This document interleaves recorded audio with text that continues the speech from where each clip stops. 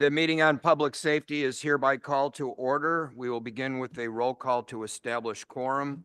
Alderman Hopkins is present, Vice Chairman Yancey, Alderman Chico, Alderwoman Gutierrez, Alderman Lopez, Alderman Curtis, Alderwoman Tabarez, Alderman Cincho Lopez is here, thank you. Alderwoman Fuentes, Alderman Taliaferro, Alderman Spizzato, Alderman Vasquez, Alderman Knudsen, Alderman Gardner, Present. Alderman Martin, Alderman Mana Hoppenworth, Alderwoman Haddon, and Alderwoman Silverstein. And let the record reflect that Alderwoman Coleman is here in her capacity as Vice Mayor Pro Tem and is allowed to be counted for purposes of quorum. We do have a motion pursuant to Rule 39 to allow that to happen. Alderwoman Coleman, where are you? Stephanie? Oh, okay.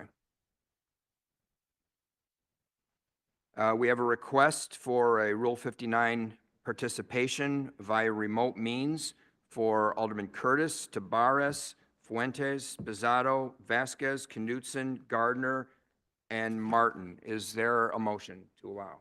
Moved by Alderwoman Haddon, hearing no objections, so ordered. We do have some public speakers. Before I call on them, I just want to remind our public speakers that the subject matter of today's hearing is a personal matter, and it's much more personable to some than others. Families have lost loved ones. Families have seen loved ones fall as a victim of violence. Some of those families do not know the fate of their loved ones and have not been able to attain closure because of it. This is a serious subject matter, and it goes to the heart of some of our Chicago residents that have experienced these tragedies. I would ask our public speakers to keep that in mind and to observe appropriate decorum as you take advantage of your 3 minutes of public testimony. With that, I will call the first witness, Brenda Stewart.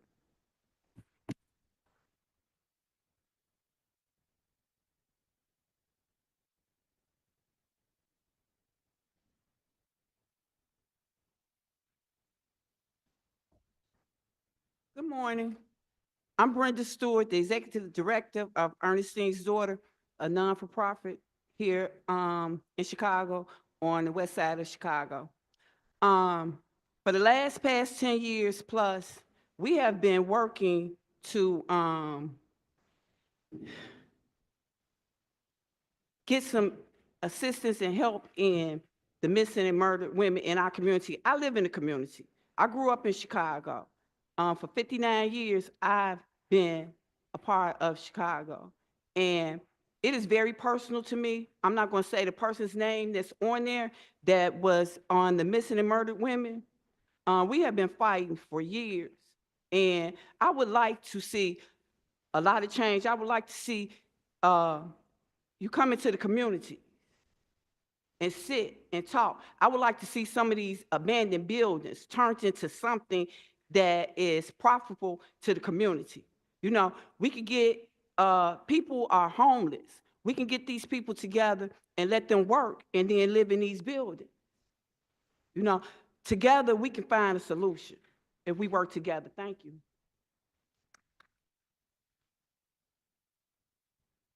Also, please let the attendance roll call reflect the participation of Alderwoman Lee, Vice Mayor Burnett, and of course, Alderwoman Taylor, who was, her leadership was instrumental in providing the initiative for this meeting.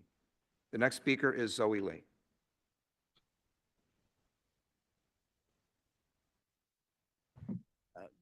Good morning. Yes, you're correct. It's a lot of abandoned buildings.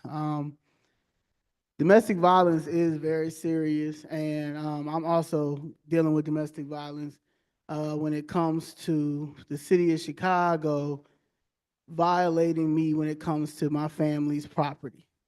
Now, Dorothy Tucker, I see you over there. Last year, I came to you and I told you about the city of Chicago stealing Black people's property and land. I also told you that the city of Chicago unlawfully demolished my family's property, which is a legal eminent domain. I showed you this same demolition paper that says the owner is the city of Chicago, which doesn't make sense because we have the deed, the original deed. This ain't no quick claim deed. This is the original deed, right? I also let you know my mom paid $40,000 for blueprints for what she was going to do over there, right? But you brought me donuts. I get triggered every time I go to Stan's Donuts because you brought me some donuts. You sat, you listened to me, you listened to my mother, you listened to the voicemail from the city of Chicago Law Department that gave the 3 options. But your producer, your young producer, told you not to take the case. But she was so happy to take that case about breaking into that lady's house, the police breaking into that lady's house, and she was naked. You know why? Because they make money off of our oppression. Anything that we do that embarrass us or kill us or anything like that when it comes to domestic violence, it's going to never stop because they keep making money off that. That's what the Democratic Party does. Okay? We make our bodies, Black people's oppressions, problems when it comes to our death or anything that's traumatic like domestic violence, the Democratic Party is never going to fix because that's how the Democratic Party keeps making money. I came to you because the city of Chicago and Cook County is still in Black people's property. You are an investigative reporter, and you will not take this story because you know that it will open up the floodgates. Your father owns property with a white developer. Is he stealing property too? Because I mean, this is what happened. This is a money laundering scheme, and this is what they continue to do.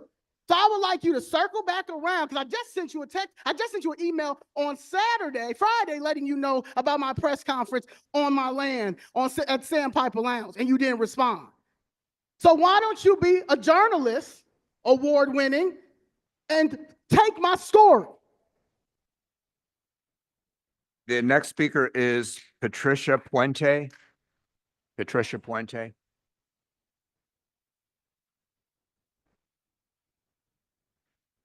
My name is Patricia Puente. I'm against noise. My name is Patricia Puente. I am against noise ordinance and racing drag cars that go by on Midway. A young lady came to visit her mother. She was crossing Cicero and a drag car, racing car, hit her and she died. The mother wasn't able to see her daughter, nor the daughter her mother. But was the racing car caught? No. Why? Because there's no red light enforcement there, that they're racing, they're passing the red lights. I live on 63rd and Knox. I have pictures that on the September 16th, the cars, it's from 11 o'clock all the way to 2:30 in the morning. I stayed out there taking the pictures of the cars passing the red light with their flags, Mexican flags. They're drinking with their beers, with the girls on top of the cars. And I'm like, where are our law enforcement? I called them like 5 times and nobody showed up. And when they showed up, they just passed in front of me. What is going on?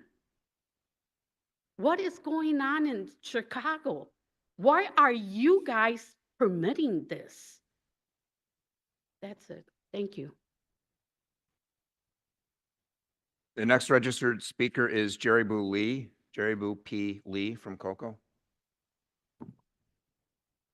Good afternoon, good morning, City Council members and everyone here. My name is Jaribu Princella Lee, and I represent the Girls Lead Coalition, which is a campaign of the Kenwood Oakland Community Organization, Mothers Opposed to Violence Everywhere, Southsiders Together Organizing for Power, and Good Kids Mad City. And we're all committed to raising awareness about the issue of missing Black girls and women and getting policies in the city of Chicago that make Black girls and women safer.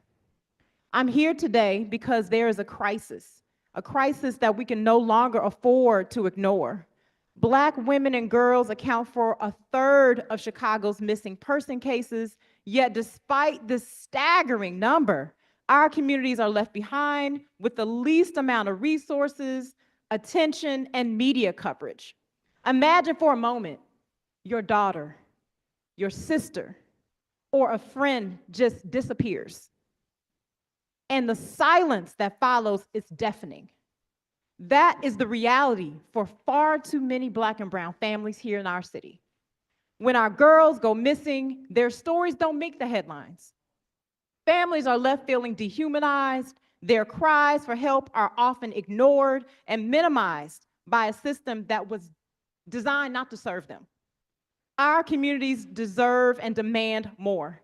We need civilian liaisons in every police district, people who can provide compassionate communication with families, keeping them informed and supported throughout the investigation process. We also need an Ebony Alert, system here in Illinois dedicated specifically to alerting the public when Black women and girls go missing, because Amber Alert, as it stands for, it's not enough. And finally, we need all levels of government, city, county, and federal, to work together with our communities, This issue is not a law enforcement problem alone. It is a societal one, and our solutions must be community-driven. In Minnesota, they've taken a historic step with the creation of the Missing and Murdered Black Women and Girls Office, a dedicated, focused office addressing this crisis. We need something similar here in the city of Chicago, one solely committed to missing Black girls and women and missing persons. This office would ensure timely investigations, provide support to families, and advocate for policies that will prevent more of our girls and women from disappearing without a trace. Our girls are not statistics. They are loved, they are needed, their lives matter. Let's not wait until the next tragedy happens to take action. We need your commitment and resources and partnership to bring it home today. Thank you. Next registered speaker, Reverend Robin Hood. Reverend Hood. Good morning. Morning. How did you know my first name? I only put Reverend Hood on that envelope. This moment is surreal to me. For over the last 25 years, I've been doing this work trying to find out why don't the Chicago Police Department care about Black women and girls. And the reason why I said it like that, because 25 years ago, there were quite a few women found in 2 different alleys on the south and west side of Chicago. And the things that we've heard was unimaginable. They lived a high-risk lifestyle. So what that says to me, if women come out and go to the store, they live a high-risk lifestyle. If they work nights, they live a high-risk lifestyle. This was unfathomable to me. But then as I dug deeper, I seen that this is not only a Chicago problem, this is a United States problem. We have this golden opportunity to change that projection. We can change that. That should be totally unacceptable when a Black woman or girl is missing and they come up dead. We've had opportunity to solve some of these crimes. Doing this work, if it wasn't for people like Coco and Moo and different organizations that have worked together for years, some of this stuff wouldn't even be solved. We are not law enforcement. We're not supposed to be solving murders. We're supposed to assist from the community standpoint to help. I think we got this great opportunity for the first time in the city of Chicago. Listen to these young folks. Listen to these mothers that have lost their daughters. These daughters that have lost their mothers. They, the ones, got the answer. And when we talk about a task force can't be Chicago Police Department and City Council alone. It has to be youth. It has to be a local school council member. It has to be a faith-based leader. Together, we can fix this and change this. Thank you. Next speaker is J. Africa Porter.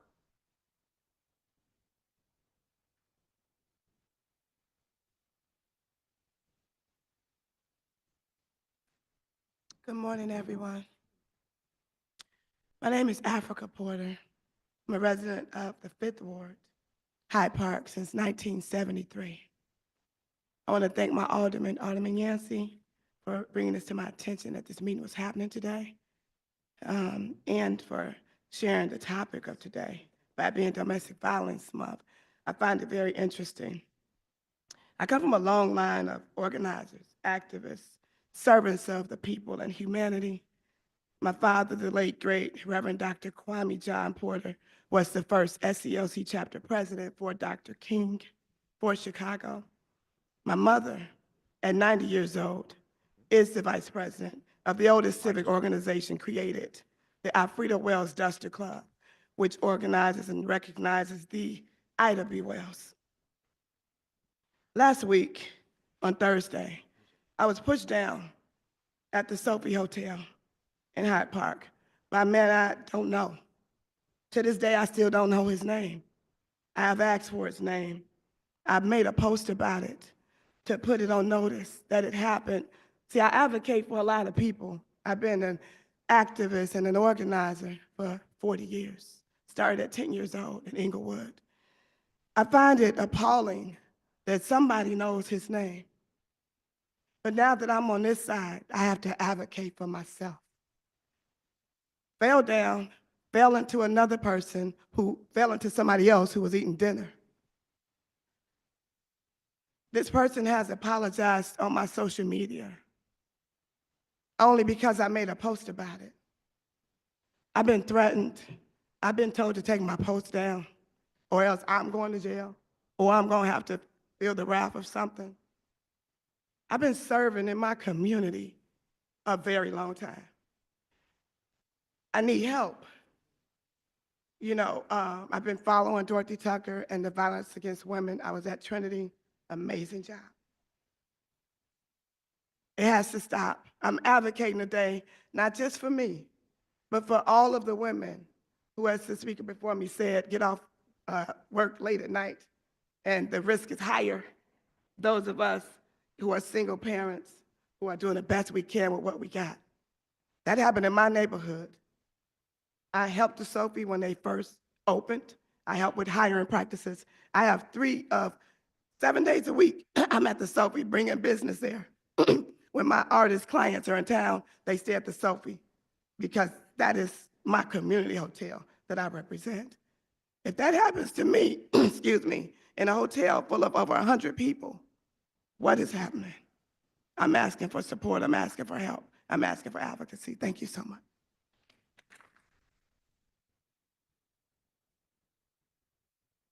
The next registered speaker is Shannon Bennett from Cocoa.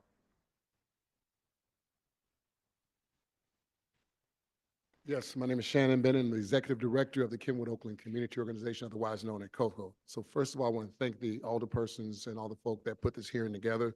This issue is very important to our community. We've worked on this issue for over 8 years because a young girl at the age of 13 came to our office and said, what's going on when Black girls go missing? Where's the Amber Alert? What happens when Black girls go missing? This young girl, Isaiah, came to our office and said she wanted to do something about it 7 years ago. And I just turned back to her and asked her, what you want to do? She knows how we roll. She knows who Coco is. She said, she thought for a minute. She said, I want to do a march. I'll never forget that day. We organized a march within 2 weeks. We organized a march between young people, some of whom are here today. Young girls and young boys and women and men worked together. And that march happened in 2 weeks on the last day of CPS. That march is still going to today. It's called the We Walk for Her March. You Google it right there, you'll know about it. This march has drawn a lot of attention locally and also nationally for young people leading the way and dragging our old asses with us, with them. So this work is important. I just have a few points that I want to reiterate that my sister Taribu Lee mentioned earlier. We have some recommendations because we feel and we know that the experts have spoken. The young people have been working, they've been organizing, and they know what needs to happen. One of which is to have someone who's a liaison in the departments of the police department throughout this city that is a civilian that can liaison between families so that they don't get the stories that Ms. Teresa, who you'll hear about later, every different week she calls, there's a new detective on the case. Every time she calls, the person is on vacation. That has to stop. But it only happens in our communities. It's only allowed to happen in certain communities. That has to stop. So a liaison that is not a police officer will be able to hopefully connect those parents and those families to updates about their loved ones. So that's one recommendation. Another recommendation you heard, the state of Minnesota is leading the way with an office dedicated to Black women. They prioritize Black women. It didn't say women of color. It didn't say, multicultural. It said Black women. The city of Chicago has to do the same thing in order to lead the state. We're going to start here in Chicago first, and then the state of Illinois can follow with an office. You all have that opportunity with us in partnership to bring that to fruition. In addition, we cannot have a task force for task force sake. I'm anti-task force. I'm not with that. I'm going to be clear, because sometimes it wastes too much time. A lot of work has been done. So if we do a task force quickly and we get to the action of making sure the city puts some things in place, whatever ordinances that we come from the community, they have to emanate from the people who are closest to the pain. Y'all understand that? People closest to the pain should be close to the solution. I got you, brother. I'm gonna stop here. Last thing.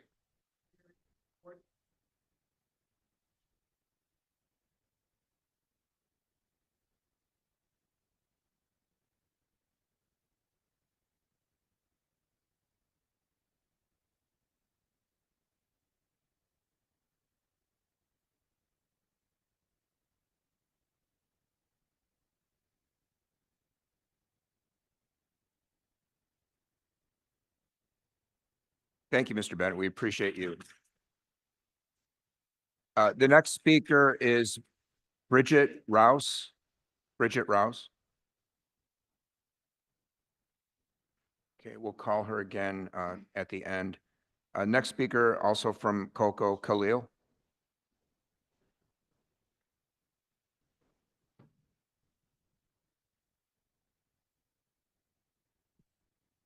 Good morning, everybody. Morning. How y'all doing? My name is Khalil. I'm sorry that I sound like this. I'm still finna say my speech because I know my voice still matter, even though I'm sorry, I have to pull it up. My name is Khalil. I am a youth organizer at the Kenwood Oak Community Organization, also known as COCO. For the past 7 years, I've been a part of the Girls League Coalition. Since 2017, we have done a march from 35th and King Drive to 51st and King Drive to bring awareness to the missing and murdered women on the southwest side of Chicago. We do that every year because we know that this is something that needs to be brought to everybody's attention. For 7 years, we have planned and organized, demanding change in a system that has ignored our mothers, our sisters, and our daughters. For too long, it should not have taken 7 years to act on the safety and well-being of these women that mean so much to us. This march is not just about honoring those lost, it is a call for justice. We refuse to let these women's stories be silenced, forgotten, thrown away, or just poof, it's gone, just letting it disappear. I have sisters, I have a mother. Their lives matter, and we must continue to fight until their voices are heard, until our community is safe, until this system changes for good. As a young man in the Girls League Coalition, I see my role as a supporting and standing in solidarity with women. It is crucial for men to be a part of this movement, recognizing that the safety and well-being of women is everyone's responsibility. Thank you, Have a great day. I hope this goes through.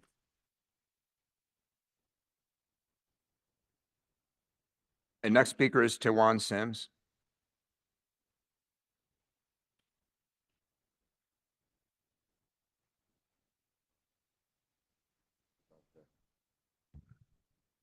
So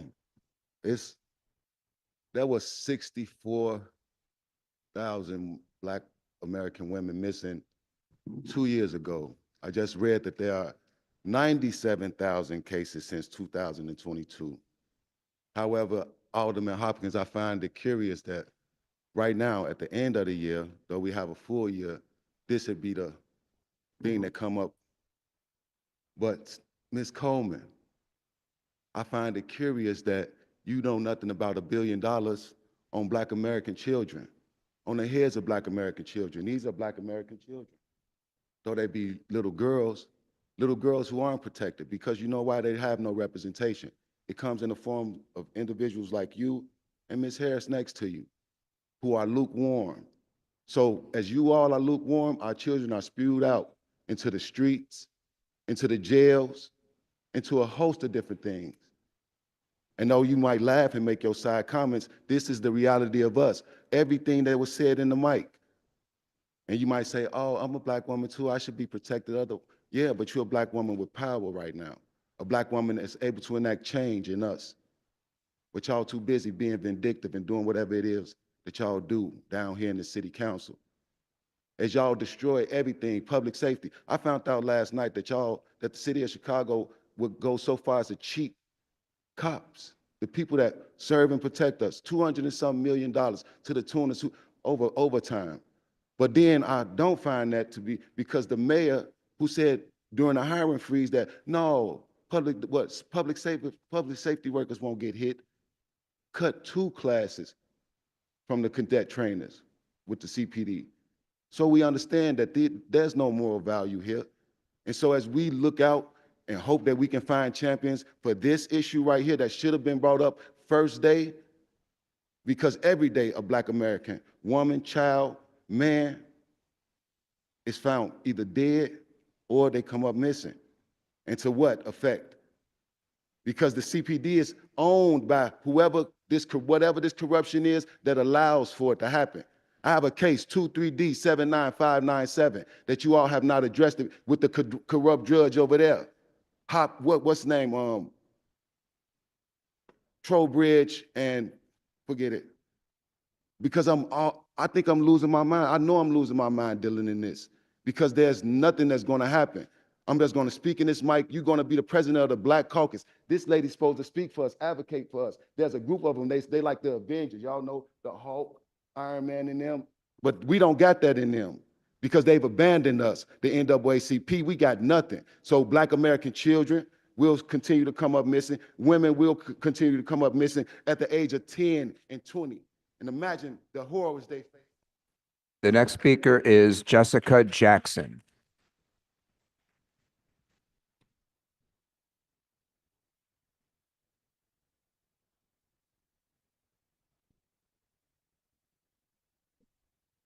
Good morning. I'm more than aware of the sensitivity of domestic violence, okay? I think most people are. But with that being said, my name is Jessica Jackson, and I know you recognize that name, Dorothy Tucker, because I too reached out to you to do an investigative report on the fact that Cook County and the city of Chicago was stealing Black people's property. I said, don't you roll your ass like you don't know. I'll pull up these emails. Don't you do that. Now, I told you that they were stealing Black people's property. I sent you the documentation in an envelope. Me and you spoke on the phone several times. I sent you several emails. That's the violence against Black women. The fact that this city will steal property from Black women. And you had the audacity to do an investigative report on TV talking about this time, these women, the violence against women, these women look like me. They look like me. Yeah, I look like you. And what did you do about it? Nothing. What did you tell me? Did they take your property already? No, I'm trying to keep it. I'm fighting them not to do it. You told me that I had to get in touch with you once they took my property. Don't you nod your head like I'm lying? Don't you nod your, okay, I'm gonna pull up them emails and I'm gonna send them to everybody in here. Don't you play with me. Let me tell y'all something. This is the problem why we can't get nowhere as Black people. You know why? Because we circling the wagon. We're dealing with each other. What's wrong with us is, it's time now that Black people got to be courageous enough to deal with white folks. We too scared to deal with white people. That's how we gonna get ahead now. We got to deal with white people. She don't want to deal with them white judges. She don't want to deal with them white public administrators. Just like a whole lot of them in here. They've been knew about my issue with my property. Jeanette Taylor, Stephanie Coleman, who did me, I give her that. They know what's going on, but they too scared to deal with white people. So they keep on with these task force organizations, talking to each other when they know they ain't gonna do nothing. It take us to deal with white folks to make a change. You know it. You're the same age I am. You know what it's gonna take to make change. You gotta have enough courage to deal with white people.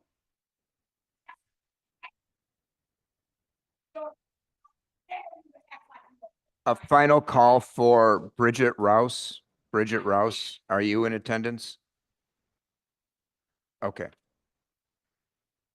Bridget Rouse is our next speaker.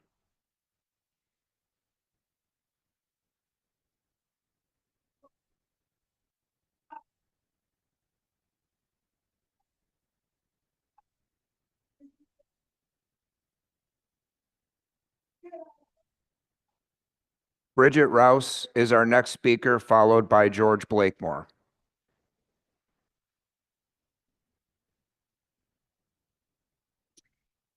Good morning, Sue. Good morning.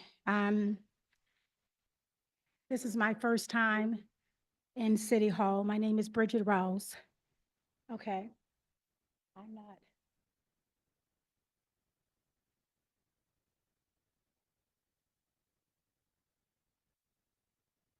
Okay.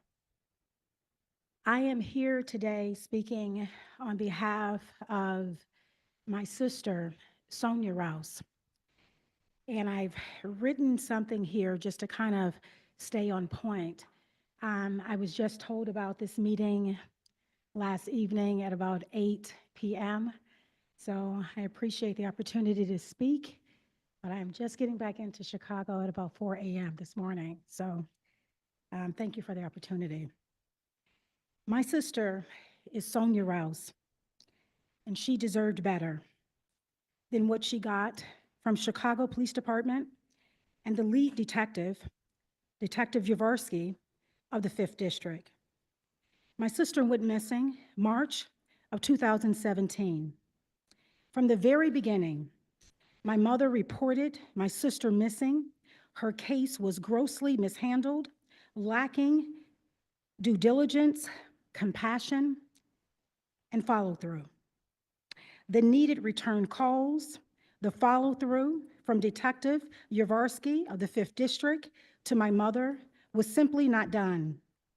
What's interesting to me is Detective Yavarski has enough time with the department, that meaning over 27 years, to be able to receive his full pension. But instead, he sits collecting overtime pay from the tax-paying Chicagoans and the very community that he's been sworn in to protect, and he's causing trauma and more pain to Black families by not doing his responsibilities and being held accountable. As the days rolled into years, and as I stand here before you today, I stand with trauma and pain that is unmeasurable. There is not an hour, a day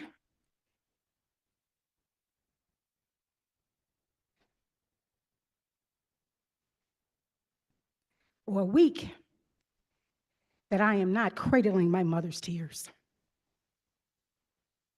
My sister was the oldest of three. My mother is a single, Black, strong woman that educated herself and three daughters with higher education. And to that, we're left with an incompetent Chicago Police Department. It seems my sister's missing report has a last. Yeah, let her conclude. It seems my sister's missing report has not only her last name and a report number, it seems it also has two letters, CW, colored woman. It's clear to my family and to many Black families that have a non-trusting relationship with Chicago Police Department over many years, missing many Black cries, Black voices, and purposely ignoring Black women in this city. I'm left with my sister's screams. In Chicago, more than a third of missing cases are Black women. I was married to a Chicago police officer, and he was not Black. For over 20 years, I've come to understand that missing Black women cases, predominantly in Black districts, are handled without the same due diligence as white women in predominantly white areas. I understand the cruelty of racism carried out for decades by the city as well as the department. I understand my sister Sonia's missing report, having those two letters, CW, will not be worth the same. Historically, we have all learned in order for change to truly come about, we must call out injustices. That includes with the police departments and governmental seating. Change and accountability is desperately needed in this city and within the department to ensure there will not be any further Black missing women, myself included, with the letter CW. Thank you for your time.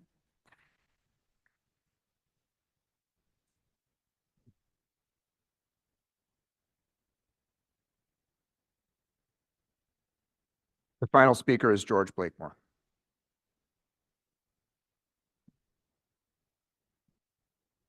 Talking loud, everything.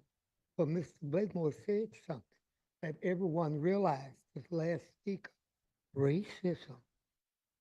What? Racism. And I made a point. You don't see white women in here. You don't see Hispanic women in here. You don't see Asian women in here on this particular issue. Mr. Blakemore said racism. Oh, he was loud. Oh, he was all painted up. What did Mr. Blakemore say? Racism. But you have Black people in high places. And the face, Black faces. What is the problem here? Racism. Racism. So on the plantation, the Black woman was raped, the Black man was raped, the Black children was raped. When will our people realize what have happened to us? It's still happening to us. We're still on the white man plantation, even though we have Black faces in high places. They control this system. This last speaker said they had a code color something. That means a Black woman. You don't have to investigate that case like you do a white woman, or Asian woman, or Hispanic woman. And the egregious act that what happened, the Black man watched how mean the master was to the Black woman. And some Black men became mean to Black women too. This is a mess here. The men saw how the white men treated the Black woman, and some of the Black men treated the same way. So Black lives doesn't matter to these people. And I'm urging each one of you, say, Black lives matter to me. I'm Black, you see. That's your problem. Fall in love with you. From your nappy hair to your big nose to your thick lip to your black butthole, all in love with you. Focus on you. Self-preservation is the first law of nature. I didn't bring this here. Self-preservation. Stay focused on you, not color. No, no, no, no, no, no, no, no, no, no, no, no, no. And I'm going to try to, my minutes go so quickly, quicker than the other. Now, say that. Black lives matter. Black lives matter. To me, you don't have to love nobody but yourself. God has given you everything you need, and you. This concludes our public testimony. We do have one item on the agenda before we get to the presentation. Alderman Minna Hoppenworth moves approval of the Rule 45 report. Hearing no objection, approved by the attendance roll call. I will now turn the meeting over to our two co-conveners, Alderwoman Taylor and Alderwoman Coleman, for introductory remarks before we introduce our invited speakers. Alderwoman Taylor. Good morning. Morning. So I'll first start by saying, as a Black woman, as a Black mother, as a Black daughter, too often when we go missing, there's no Amber Alert. There are no dogs. There's not even a space where you can call the police and say, my child didn't come home. The first thing you're asked, did they run away? Did y'all get into an argument? How often do they do this? Has this happened before? Never a real urgency. To the point, if you look at FBI statistics, they've added white and Latino women in missing, and then Black by itself because there are so many missing Black women. I am a daughter of the Kenwood Oakland Community Organization. And so for those 7 years that they did their march, whether I was an elected official or an organizer, I've been there. I ain't leaving because that is important to me. I don't have to talk about Daisy Hayes today because her family is here to speak about her, but I will speak about Dejanay Stanton. She was a young woman, a young trans woman who lived in the 20th Ward who came up missing in Bronzeville. Her family marched to the police station, and within a couple of days, she got answered. She was killed by somebody she was dating because he was ashamed that she was a trans woman. And at that time, the person who was second in command was ex-superintendent Fred Waller. And so this can work when we work together. Too often, we're asked to do the work of what police and detectives should be doing. And so that is a problem, which is why this is not just another subject matter hearing where we're just talking and making each other feel good, but it's actually getting information and making sure that we put money into this domestic violence, missing women's operation that we want to have. I want to say thank you to the young people who missed school today. Thank you to the young people who took the time out. So young people from the Kenwood Oakland Community Organization and MOVE, thank you. There was a young lady who actually, the young lady who brought this to our attention was in 7th grade. She came from a closed school when they merged Overton and Mollison Elementary. It was her and other young people said, why is it that when we go missing, there's no Amber Alert? Why is it when we go missing, there are no dogs? Why they're not search parties? And they're absolutely right. How many of you in this room remember John Benet Ramsey? How many of you remember the Bradley girls? The Bradley girls are still missing. They are Chicagoan. They have siblings who attended Mollison Elementary. Just imagine having to look at the face of a mother who has to force herself to push through and take care of her other children, knowing that 2 of her children were taken from her. And it took too long. That is the issue with this. There are a bunch of different things in place. The state has a task force. So the task force is not going to be enough unless you put your money where your mouth is, and there's some real work. And so we've gotten a commitment from Superintendent Snelling to say this is something that they're gonna push and they're gonna work on. And so this is nothing new to us. It's heartbreaking. I'm not gonna tell Daisy Hayes' story, but imagine them having it on video. They saw her being taken and the system did nothing. And so people are absolutely right. The system is used to doing nothing, but we gotta hold their feet to the fire. And so I'm not a Black woman who doesn't care. I've been here. It's easy for you to throw around what people don't do. You ain't been there. I've been here. I didn't wake up and decide that I wanted to do this, and I didn't choose this job. It chose me. I was happy in organizing because at least the young people will hold you accountable. At least they don't lie to you. At least they'll tell you what's on their heart and their head. That's not what we do here. So I understand why people are disappointed. And so this is a new day. This is why we have all of these folks here, because it's going to take all of us to find these young missing Black men and Black women, because the Black men numbers are just as high as the women. We just don't talk about it too often. And so I'm asking that everybody that came today, that you be a part of this. Don't let us walk away without a plan. Don't let us walk away without your phone numbers. Don't let us walk away with just the promise of another meeting. Make sure that we walk away with something tangible. Thank you. Thank you. Alderwoman Coleman. Thank you, Chairman Hopkins, and to the Public Safety Committee. The most disrespected person in America is a Black woman. The most unprotected person in America is a Black woman. And the most neglected person in America is a Black woman. As a Black woman from Inglewood, 6004 South Elizabeth, I grew up just 3 minutes away from Sister Africa and where the Porter Family's church still exists on 64th Street. I know what it's like to be studied, to be analyzed, to have all types of data for the last 40 to 50 years about you and your community. But I couldn't sit dormant when the investigative report that Ms. Tucker gave our city. And I knew that I had a partner in Alderwoman Jeanette Taylor to bring this issue forth to the City Council. I didn't just say, oh, that's messed up.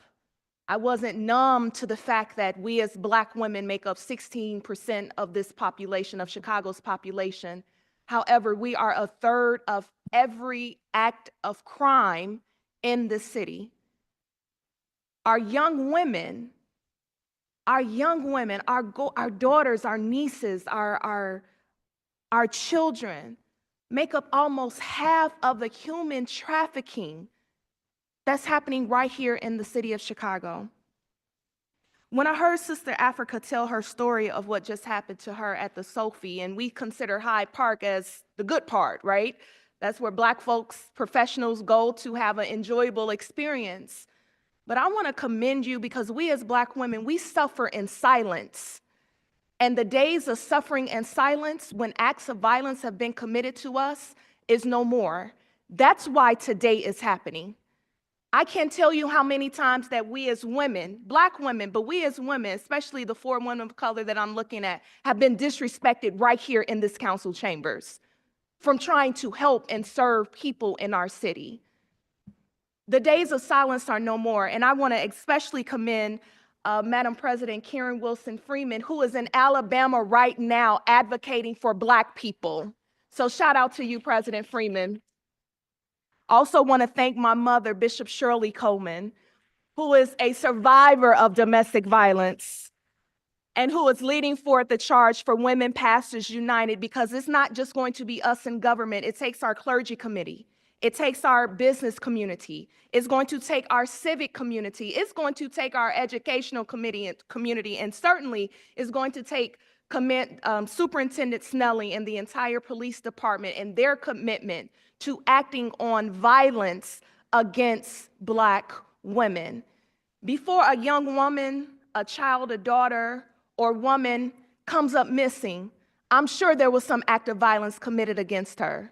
So to every Black woman here, whether your case has been domestic violence, whether it's been a housing issue, whether it's been land stolen from you, whether it's been disrespected, whether it's being a man shoved you, the days of silence is no more. So I want to thank you for your voice Your voice matters, your voice counts, and you have advocates and leaders right here that is listening and fighting for you.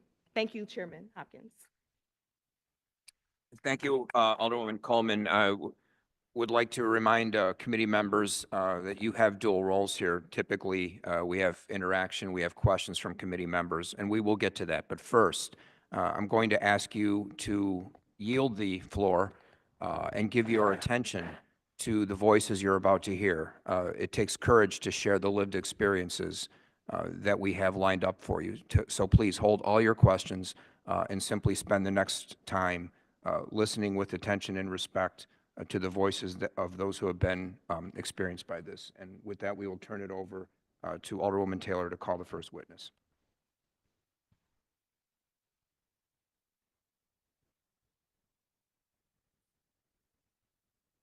Good morning. My name is Yumi Grigsby. I am Chief of Policy in the Mayor's Office.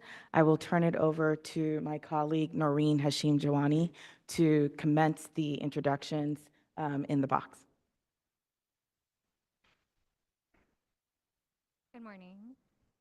I don't know that you can hear me, but my name is Noreen Hashim Jawani, and I'm the First Deputy of Policy, and I will ask that the members in the box introduce themselves as well as their affiliation today. I'm Jared Smith, Commander of Youth Investigations Bureau Detective, Chicago Police Department. Dorothy Tucker, investigative reporter with CBS Chicago.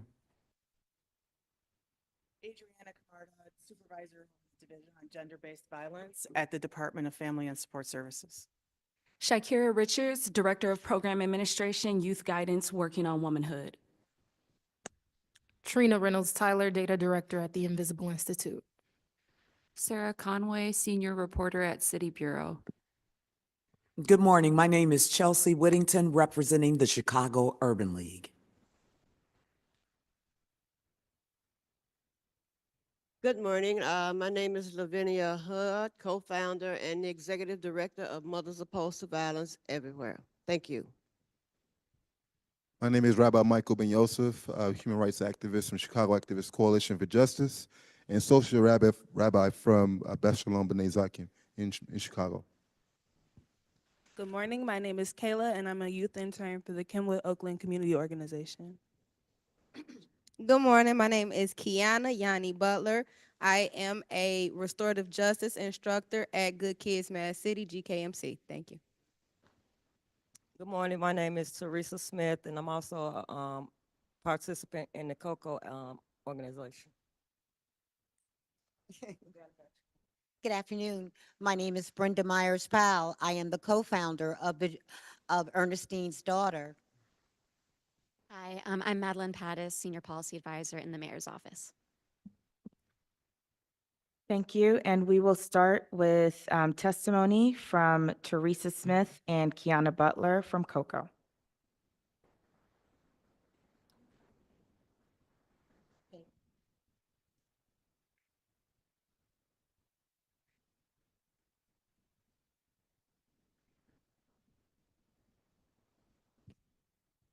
Good morning again. My name is Teresa Smith, and I am the daughter of Daisy Hayes. My mom went missing in May 2nd, 2018. So I went everywhere. I went to the police stations, everywhere I could think of. I'm tired, I'm exhausted. I went to churches, everywhere. No one would help. Someone gave me COCO information. I went to them and asked them for their help, and they helped me to get this far, or as far as I got. So with that being said, you know, once we got to organizing things and putting things together, doing our own searches, our own everything, then CPD decided they wanted to get involved. So once they got involved, I got the runarounds. Every day, I called every day, sleepless nights, no sleep, no eating, couldn't drink water, I wasn't even mobile. I couldn't even drive my car. That's how distraught I was about the whole situation. And then when you call to check on your loved one or to get any updates about what's going on, have you heard anything? Oh, the police are on vacation. Don't you know that when one go on vacation, they all go on vacation at the same time? I don't know that. I do not work inside CPD. Then just the things they were saying that your mom also, frequent the liquor store. What was the problem with her going to the liquor store when I'm sitting here telling them I know my mother? My mother can go anywhere in the city of Chicago, never had anyone to do anything to her because she was loved like that. She was able to move around, go everywhere. So I'm telling them to look into her boyfriend. Oh no, nobody wants to listen to me about that.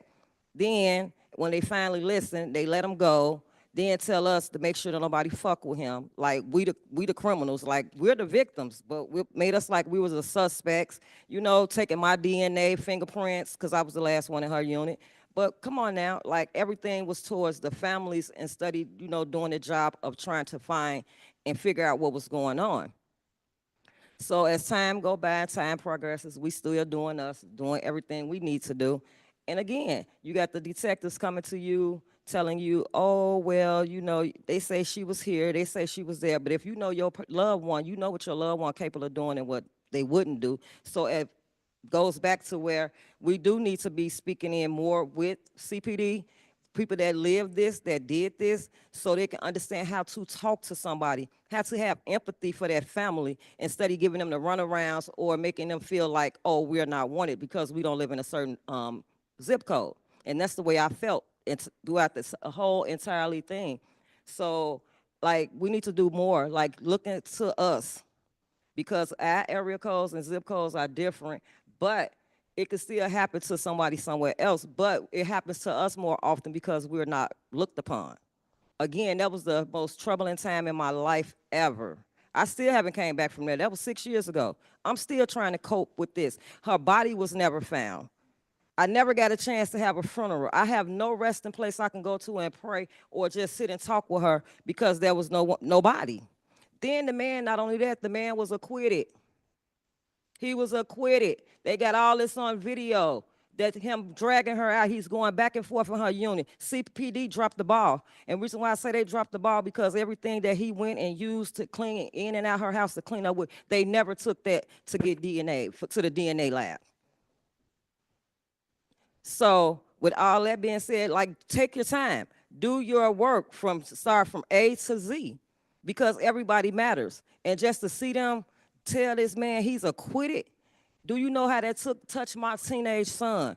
I was so broken up and hurt. So when I looked around and saw my son break down like that, it was heartbreaking, and that'll make a young man be filled with anger. Now he's gonna go out here and do these same crimes and everything else that some women like me that's trying to teach my child not to be that type of way. But it takes a society, it takes everybody, and law enforcement, politicians, everybody. It takes a whole village. It takes all of us. The same way you all demand respect, we demand respect also. I'm not here to put nobody down. I just want everybody to work together, learn to work together with us. We're not monsters. Everybody's not a villain. I'm a law-abiding citizen. Never been arrested, never did anything. I'm paying taxes, and I want to be respected by being a taxpayer. So when I have a problem, that people come and help, the police and everyone helps me with my problem. It's an issue for all of us. Everybody in here is here for a reason, and we just all want help to be a better society. We could take a lot of these crime rates down if we all work together, and y'all put us first too. Like, we shouldn't be feeling like that we're not wanted, we're not welcome, or you getting backlash from the police, you getting this, you not getting the satisfaction that you want. People have to have empathy. Everybody has a job, but you also have to have empathy. Everything don't go by the book. Sometimes you gotta have common sense in order to solve a crime also. I do it at work every day. Like, for real, everything don't have to go by the book. You have to have common sense. When you do the two things together, you'll get a better outcome. And again, I'm just saying, make us feel some type of something. You don't have to really care. Put on a pretend face. Just help us. When we come for help, just come help us. We can help y'all too. We can do it together. Again, they just do a search party. Me and Coco did a search party also with Move and everybody else. Did nobody do no search party? We walked them streets. We walked the streets of Woodlawn. We looked through garbage cans. We looked through bushes. We looked under concrete, under dirty mattresses. And we was even willing to go to the landfill if they'd gave us the proper equipment to go out there with, because they said it cost $1 million to look for in a landfill. So her life wasn't worth anything, huh? But here it is, years and years and years, they still looking for Stacey Peterson with bulldozers. Still look for John Bonet, knew she was dead, and still searched for her till they found her killer. That was right there in the house with her. Like, make it make sense. We all deserve that same break. Nobody deserves to feel like how I feel because nobody know how I feel right now. That I have to wake up every day. Her birthday was just Tuesday. Would have been 75 years old. 72, I'm sorry, 72 years old. And she not here to celebrate. I don't have a body. I couldn't go to the cemetery. I couldn't stand at an urn. Nothing. This bothers me every day because I think one day she gonna walk up. And that's trauma to my brain. I'm a very smart person, but I'm losing a little bit right now because every day I think I'm gonna ride down the street and see my mama. I think she gonna knock at my door. Sometimes I get a phone call at work. I'm thinking they calling me like, we found Daisy. That's a terrible feeling to feel every day when a whole system lets you down. People don't understand. It's terrible. I come on with a good face, but baby, I sit in my room and cry many hours, many nights, like, what did I do wrong? Why these people didn't help me? What did judicial system, I can't even talk right now. How did the judicial system fail me so bad? So like right now, I feel like I don't even want to vote for nobody because ain't nobody right. Nobody. We're in a win-win, we're in a no-win situation right now for a presidency. How's this going? This is so corrupt. Nobody is feeling how we're feeling, how I'm feeling. I barely eat now still, 6 years later. This is not fair. We all deserve the same justice. I'm willing to help any and everybody. I don't care what color you are. I'm out there with you. You need my help because that's what we're here for. We're supposed to help each other, not turn a blind eye to it. Went to police stations. We done went to the ex-superintendents. We're going to have a meeting with you. We're going to do this. Kim Fox, we're going to have a meeting with you. Then you send your foot soldiers. Never see the big dog. You only see the foot soldiers. Like, it doesn't make sense. Help us all. We all need the same help. Everybody needs the same help, no matter what color, race, zip code, area code you live in. Everybody needs the same help. And one thing about CPD, what y'all need to do is really get empathy because y'all so mean sometimes. I don't care if I call 30,000 times. You should be able to answer my question without giving me feedback of having a nasty attitude. I'd have to call the supervisors over supervisors because I'm getting a negative feedback. Don't you know this? You know all this, you know, the ghetto girl rock. That's so unprofessional, very unprofessional. To where I got tired of calling. I ain't gonna even call no more. I don't even want to call. That's how bad, and that's how y'all make us feel and make us distrust and just feel unsatisfied, unwanted. That's the worst feeling ever. And your mom is a fragile 65-year-old, about 5 feet tall, barely 80 pounds, get stuffed in a suitcase. You see her get stuffed in a suitcase and get rolled out onto the elevator, took her downstairs, put her in a dumpster. This man took every piece of trash out the other 2 dumpsters and covered over here and waited on the garbage people to run because he knew what time they was running. He did this at 5:47. The garbage people came at 7 o'clock. He knew what was going on. Everything was on tape. I just don't understand how this man was acquitted. And the treatment, that was just adding salt to the injury, just for him to be able to do that to a woman in a senior citizen building. Where was security? Where was everybody at? Everybody failed my mother. Every last one of y'all.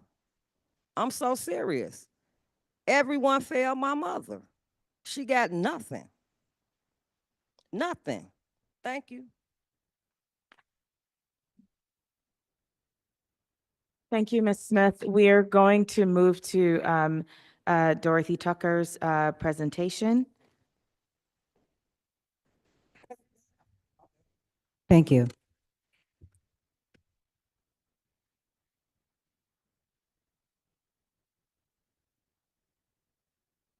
Thank you so much, Ms. Tucker. We're turning it over to you. Thank you. And thank you to the Public Safety Committee for giving me the opportunity to speak to you this morning to share details of our investigative series. As many of you, as you know, I am from Chicago. I spent the first 13 years of my life in K-Town, better known today as Lawndale. I spent my high school years in Austin. My father still lives in the neighborhood. My sister lives in Garfield Park. My brother lives in River Forest. I've raised my 3 children in Hyde Park. This is my city. I love Chicago. I love telling stories that will make our city a better place to live. We launched our series, Investigating Injustice, 2 years ago. It began with CBS News Chicago data journalist Elliot Ramos analyzing decades of Chicago police data. He pored over information that existed for years, but some of it had never been made public. The data included 20 years of crime incidents, plus the age, race, and sex of every crime victim. It amounted to 8 million pieces of information, and it took several days to analyze. What we discovered, quite frankly, surprised our investigative team. The analysis revealed a troubling pattern. When it comes to crime in Chicago, the people bearing the brunt of violence and nonviolence in this city look like me, my daughter, my sister. They look like some of your wives and mothers. Remember, based on the data, we're not just talking about a couple of years. We're talking about Black women being the #1 targets of crime year after year, consistently since 2001. Let's take a closer look at just 1 year, 2022. Of the more than 2,000 victims of all crimes that year, more than 65,000 were Black women. Black women accounted for about 30%, or nearly 1 out of every 3 victims of crime. But here's a fact, as the Alderwoman pointed out, Black women make up just 16% of Chicago's population. In certain categories of crime impact Black women more than any other demographic. For example, Black women represented 24% of property theft victims, 38% of battery victims, 40% of rape victims. I've thrown a lot of stats at you, but behind every number is a face. As part of our series, we spoke with several Black women who were brave enough to share their stories. And here is one of those reports.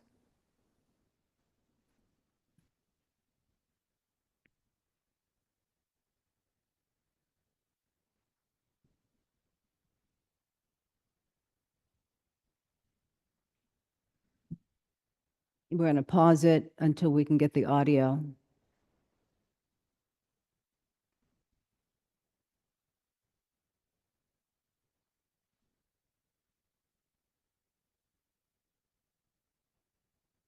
Chicago.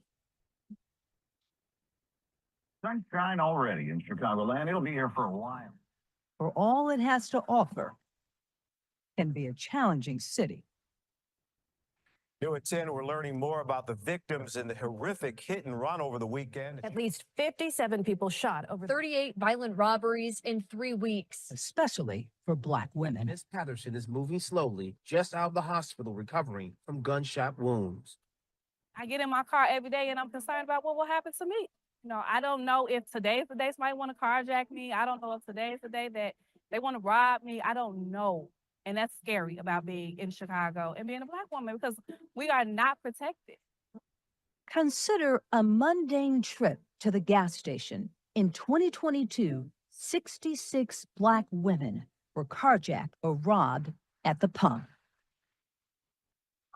I was filling up my gas for the week. It was over the weekend. I was filling up my gas for the week, for the work week. Sierra Jameson was one of them. I had a young gentleman come up to me and asked me, did I smoke? I said, no, sir, I do not smoke. She wasn't driving this car. She was driving her prize 2018 black Jeep Wrangler. That's what the man wanted. He was like literally coming right here. Bitch, give me your keys. Even though he had a kitchen knife, this single mother and aspiring nurse with a 6-year-old son with autism said no. What made me say no? Because I observed him. I could tell that he wasn't really, I could tell that he really didn't know what he was doing because he was flinchy, he was nervous. She also saw two other women nearby who had her back and a bat. So I'm doing this. I said, give me your bat, give me your bat. So he did be like this. He let go, then he ran. Jamison was naturally relieved, but then she got angry. It was a few men here after the incident saying that this young man was standing here the whole day. But he didn't attack anyone until she came along. Not sure because I'm a young Black woman. He wasn't targeting me. I know he didn't target the man that came up and through here. I guess he feel like I was gonna be vulnerable, be like, "Huh, get the key," but no, he got the wrong female. If Black women feel like they're targets of crime, they have good reasons. Look at the stats.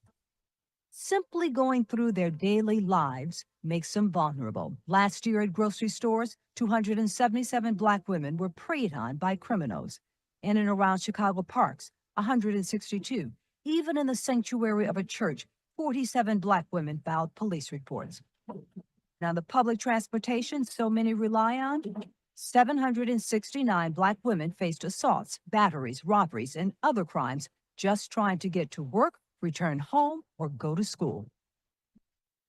And they came from right here. Kenya Merrills and her mom were attacked by a mob of robbers on the Red Line at 95th Street after leaving a downtown college. He punched me in my face. I said I already knew I was gonna die. So I just said, let me just shield my daughter so she won't die. Fortunately, mom and daughter were not seriously hurt. We can't say the same for Nia Williams, out for a late night snack. I feel like I done had a life-changing moment that's forever gonna stick with me, simply because I went to go get something to eat. A couple of gyros at Maggie's, that's all she wanted. It was here in Bronzeville a few months ago where her life changed. I wasn't in an argument with anyone. I wasn't at a party. I wasn't caught in a crossfire. The police report listed the incident as a street crime. Last year, 1,130 Black women were attacked and injured on Chicago's streets. I was targeted. 3 strangers, unprovoked, started screaming at Williams inside the restaurant. Then they followed her to her car. That night, I feared for my life. What happened next was that life-changing moment. You saw the gun. He shot, boom, boom, boom, and just start shooting at our head. Her tone today, kind of matter of fact. And that was it. I didn't even know I was shot right away. But these photos from that night, her hospital bed, scream agony. The biggest burn I ever felt. My teeth are blown out. I have no teeth here on the side. I was spitting out bullets and teeth at the same time. Williams misses her smile, Yes. but she acknowledges her blessings. Most people don't survive, being shot in the face. I'm just thankful. I'm so blessed to be here. We need to take you back to Sierra Jamison's story. Remember, she survived the attempted carjacking. I'm grateful. I went home to my son. I thank God every day that I'm here because it could have went a different way. Jamison went home to her son on that day. But less than a month after this interview, she was the victim of another crime. Only this time, she would never see her son again. We're honoring her legacy. We're honoring her life. Jamison was murdered just days after celebrating her 30th birthday, found strangled inside her garage, her body lying next to her Jeep Wrangler. The family released balloons in her memory. My niece is no longer here in flesh, but my niece is always in here in spirit.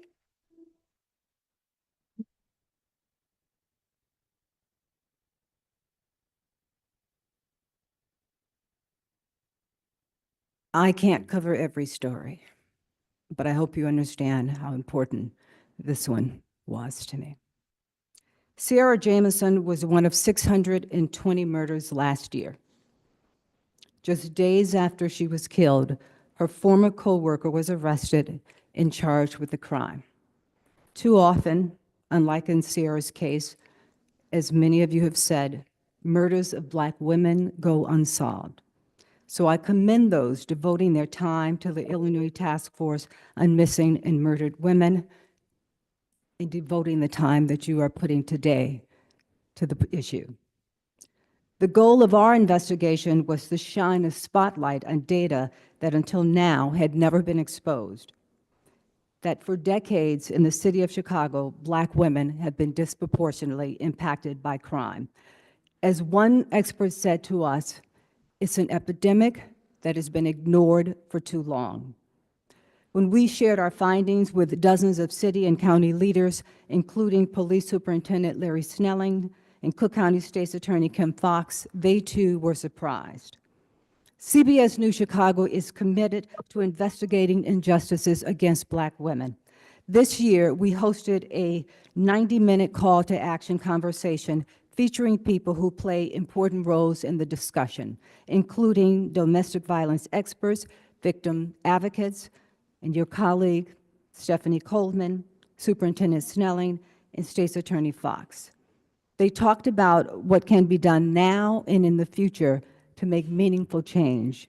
They concluded that there are no easy answers. However, they expressed a desire to continue the conversation.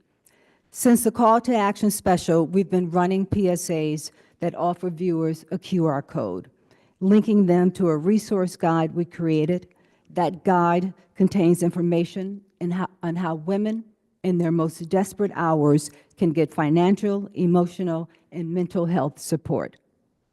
We will continue our series, Investigating Injustices, by reporting on this hearing and what actions city leaders take or don't take to make Chicago safer for Black women, as well as everyone who lives, works, and visits here. Thank you. Thank you, Ms. Tucker.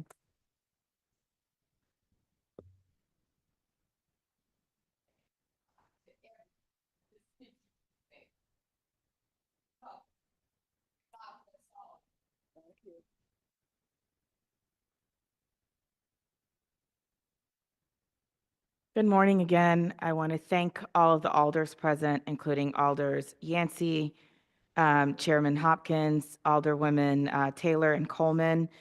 A special thank you to all of our partners in the box, especially Ms. Dorothy Tucker for the presentation, but also Trina Reynolds-Tyler, Sarah Conway, members of our GBV Task Force and Women's Advisory Council, and also our DFSS partners, CPD, and as well as representatives from the Chicago Urban League, Rabbi Michael Ben Yosef of the Chicago Activist Coalition for Justice, and our advocates from COCO, MOVE, Good Kids Mad City, and Youth Guidance.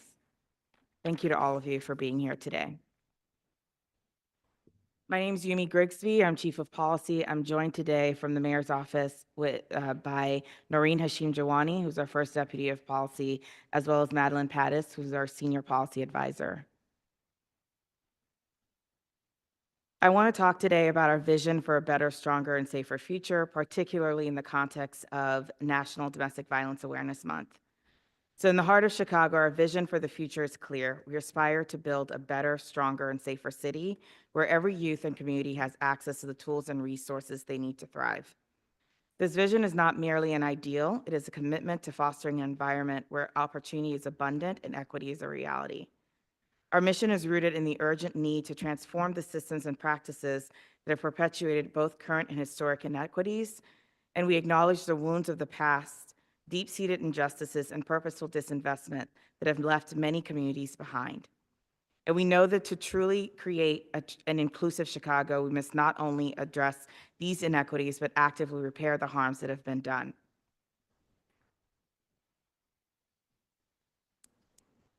Our theory of change is simple yet profound. By centering class, race, and gender equity in our policymaking, we are committed to sharing power in decision-making processes. We are committed to engaging residents directly, creating space for their voices and perspectives to share the policies that impact their lives.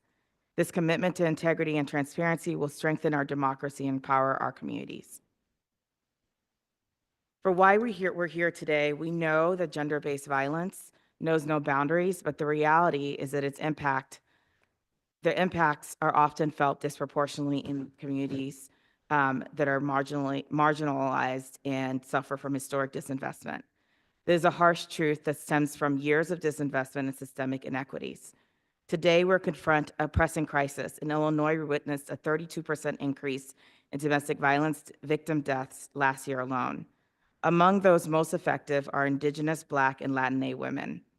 These statistics represent real lives and real pain, and they demand our immediate attention. We must elevate the experiences of Black women and girls who are disproportionately vulnerable to violence and often criminalized for their survival strategies.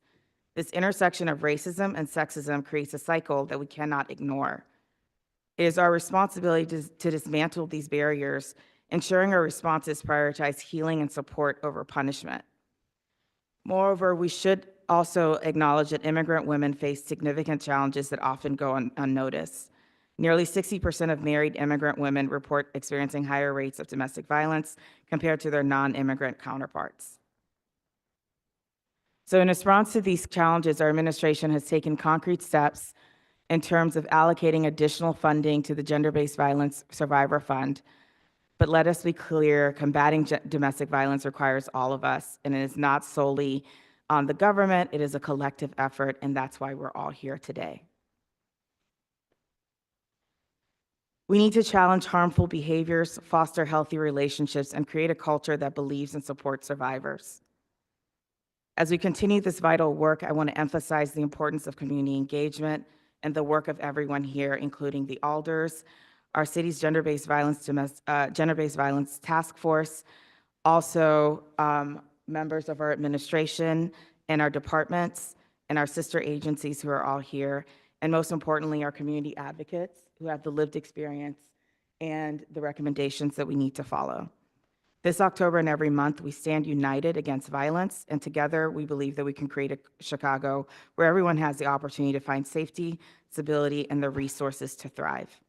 And with that, I will turn it over to my colleague, Noreen Hashim-Jawani, and also Brenda Myers-Powell, who is a member of our GBV task force and also the founder of Ernestine's Daughter.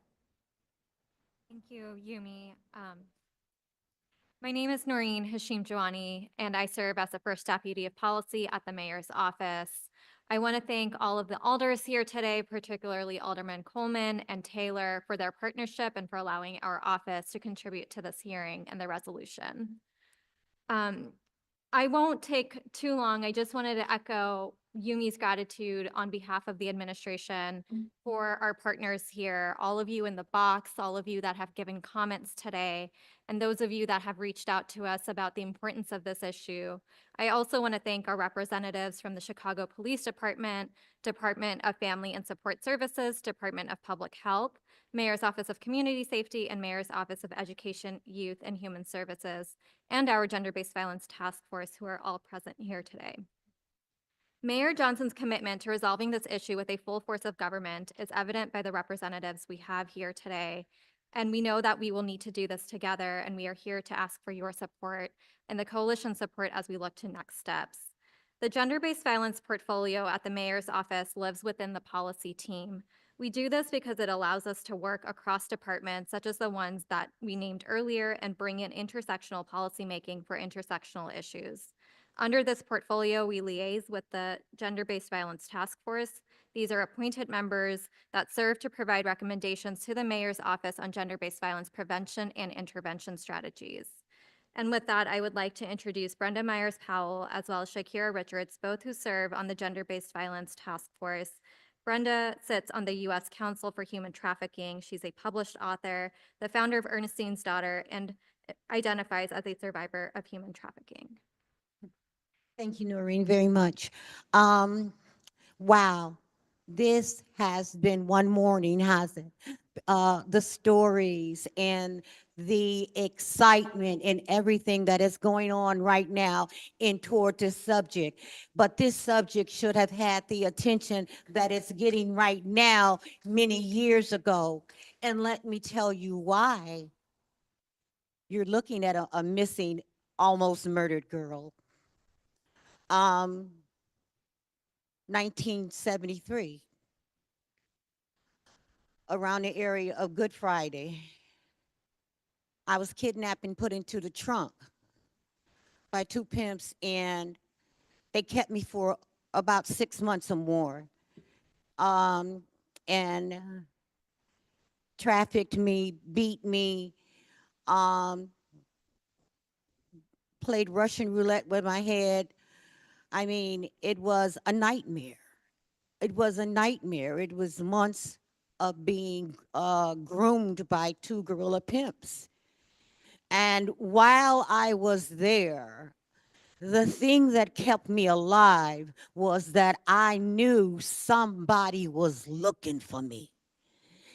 So I had to fight to stay alive because I knew somebody was looking for me, and they would find me soon if I just held on, you know, because that's what I thought.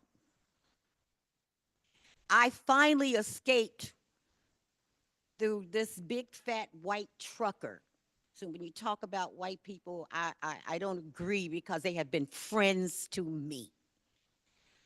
A trucker got in his truck and asked him for a date, and he called me a little girl because that's what I was. He said, "What you want, little girl?"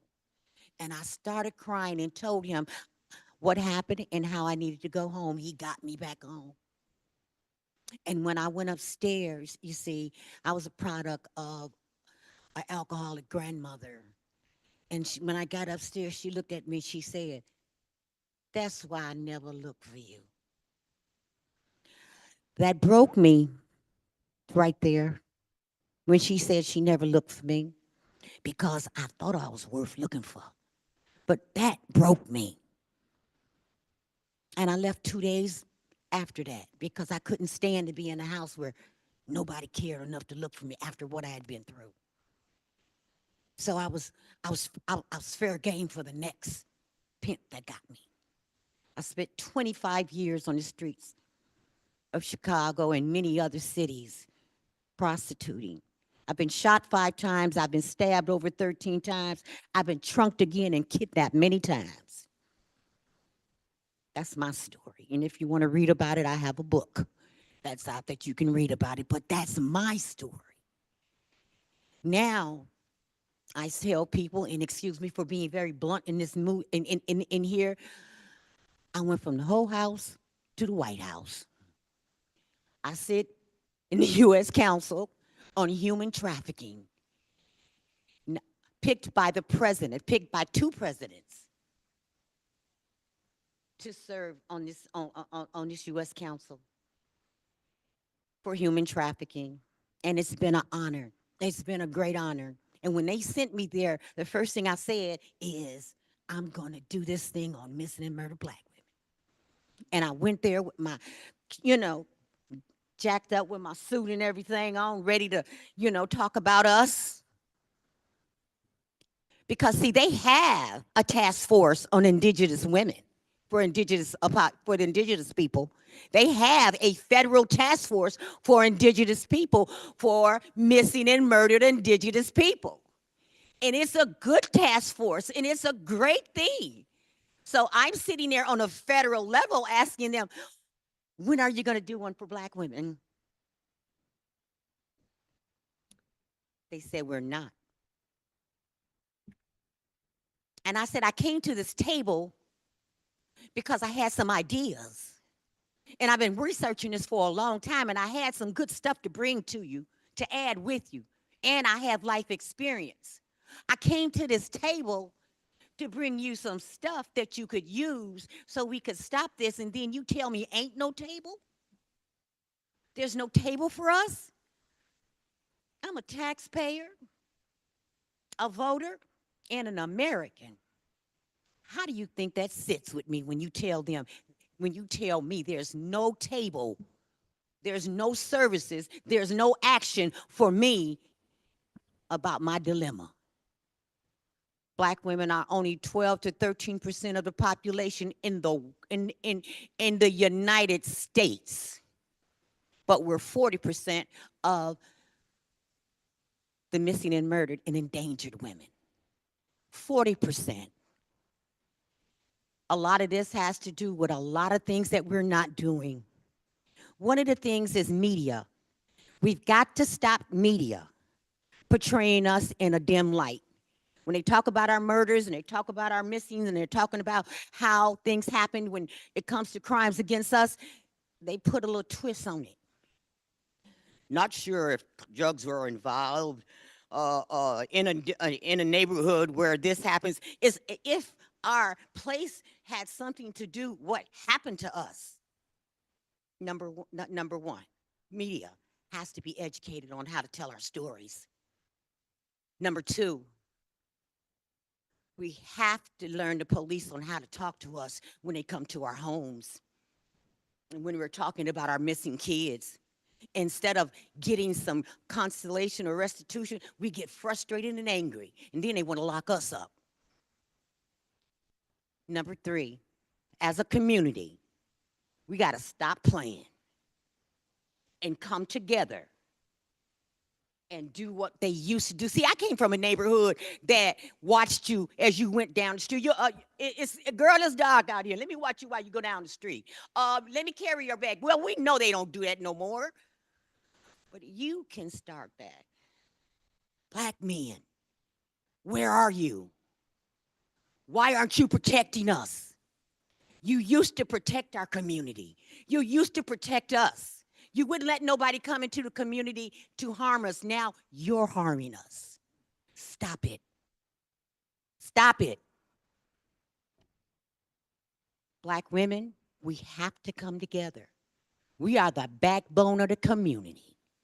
Trust that. Without us, there'd be no community. Women are the doorway to life, not the doormats.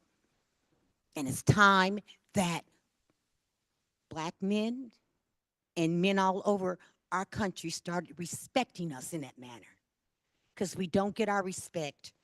And if the very men that look like us don't respect us, how are we going to get respect anywhere else? I am on this task force because I've lived this life for 27 years.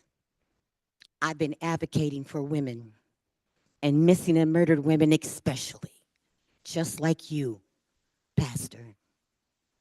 I've been in my community advocating, fighting, changing laws in Springfield. They used to call me the Senator Slayer. I used to roll down there because I care about my community. I care about my children and my Black sisters. And it has got to stop. I'm on this task force because when I get down, I get down. So they say, and you're saying, well, it's just going to be another task force. Now we're Brenda Myers-Powell on it. Okay? We finna do something. I don't know what it is, but we finna do something. And with that said, thank you. Thank you for letting me speak. Thank you, Brenda Myers-Powell. We're going to go back to Kiana Butler from COCO.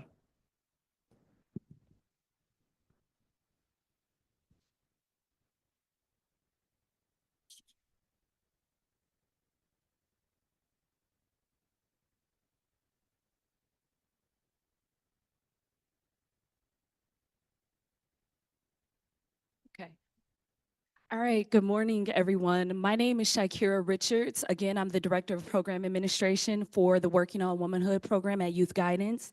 We're a school-based counseling program. We serve over 60 CPS schools in Chicago, serving over 4,300 girls, students who identify as girls and women in the Chicago Public Schools. And I am honored to speak on behalf of Youth Guidance Working on Womanhood, or WOW, program. I want to express my gratitude for the opportunity to share how our program's upstream prevention strategies play a vital role in addressing the issue of missing women and girls, particularly within vulnerable communities within our young people. Youth Guidance's mission is to meet students where they are, guiding them towards brighter futures. Through the WOW program, we support young women and girls who face significant challenges, providing them with the tools and resources they need to navigate complex situations, build resilience, and most importantly, to stay safe. The reality of gender-based violence is deeply intertwined with the issue of missing women and girls. Many of the young women who have become missing are at high risk due to exposure from various forms of violence, including intimate partner violence, relationship abuse, and other forms of gender-based violence. We cannot effectively address this issue without recognizing and acting on those root causes. The WOW program is built on the principle of upstream prevention. We work with girls in the schools and community settings, offering mental health support, violence prevention education, and a safe space where they can express themselves, share their experiences, and receive guidance.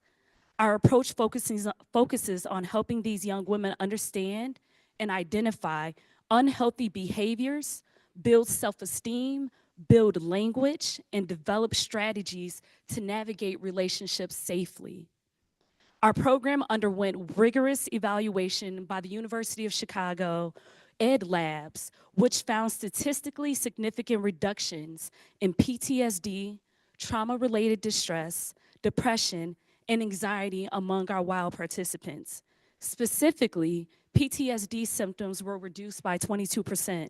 Trauma-related distress decreased by 38%. Depression symptoms lessened by 14%.